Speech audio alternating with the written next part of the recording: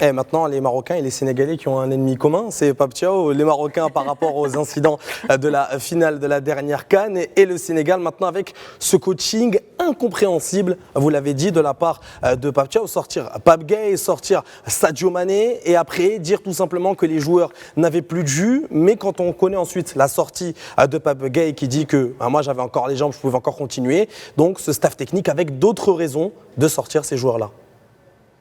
En fait, là-dessus, il y a deux choses à dire. La première chose, c'est qu'on ne peut pas non plus occulter la responsabilité des joueurs à partir du moment où ils font partie d'un groupe de 26.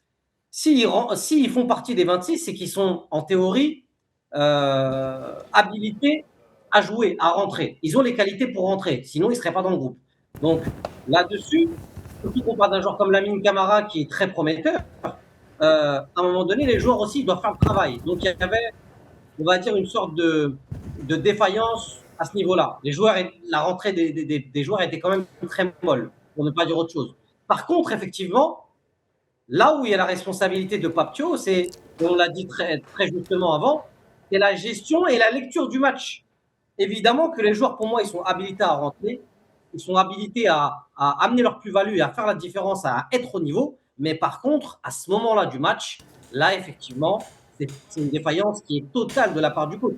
Parce qu'on peut commencer un match d'une bonne manière. C'est-à-dire, on peut avoir un plan de jeu qui, au départ, est très cohérent. Mais dans un match de foot, qui plus est dans un match de très haut niveau, un coach doit être capable de lire les temps faibles, les temps forts et de se dire, c'est peut-être pas le moment de faire les changements. On est sur une heure de jeu où on est ascendant, on est dominant.